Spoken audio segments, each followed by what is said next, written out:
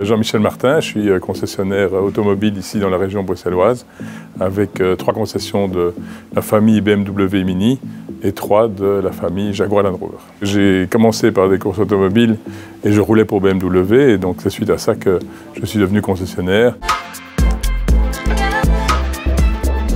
D'abord, la technologie a fort évolué des différentes voitures et globalement, même si le métier est resté relativement le même, puisqu'il y a toujours des départements vente et après-vente, mais quand même tout ça a fortement, technologiquement parlant, fort évolué. Le mécanicien qui, il y a 15-20 ans, avait, je dirais, comme principal objectif de faire de l'entretien de voiture, éventuellement de réparer des moteurs et des choses comme ça. Maintenant, c'est fortement évolué vers de l'électronique, où là, il y a beaucoup de recherche en électronique et des électroniciens, c'est quelque chose de très important dans le secteur. Bon, alors, on va commencer déjà par la vente. Donc forcément, il y a toujours une recherche en permanence de vendeurs et de personnes qui ont envie de se consacrer à ça. Ça demande un peu de formation. On donne beaucoup de formation nous-mêmes avec les marques qui nous aident pour aider à ce que, je dirais, un jeune qui veut rentrer dans la vente puisse avoir les formations. À ce niveau-là, ce qui est important pour eux, c'est d'avoir les langues, parce que nous sommes à Bruxelles, et à Bruxelles, il faut impérativement parler au minimum 2 voire 3 langues. Français et néerlandais, c'est indispensable. L'anglais, c'est souhaité.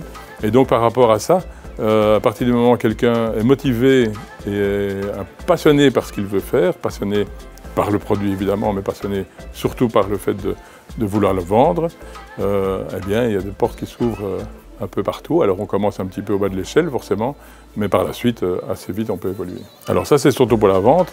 Alors, pour l'après-vente, il y a plusieurs métiers. Il y a un métier pour commencer, un métier au niveau de la réception, l'accueil des clients.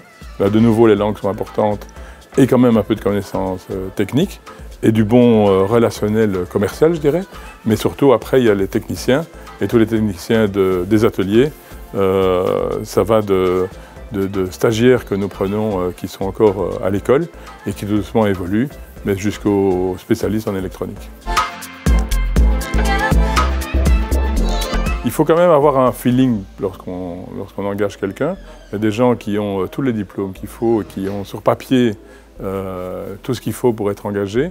Et parfois, on se laisse un petit peu séduire par tous les normes entre guillemets qu'il est parvenu à avoir.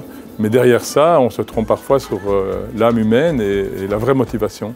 Et parfois, on s'est dit, là, on a une perle rare et en fait, on a été toujours un petit peu déçus.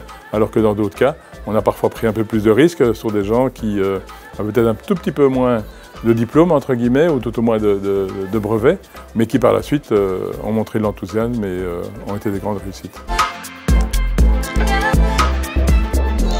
Finalement, on a beau se dire qu'on travaille chez un concessionnaire automobile, mais c'est surtout une équipe, voire une famille, dans laquelle il faut s'intégrer.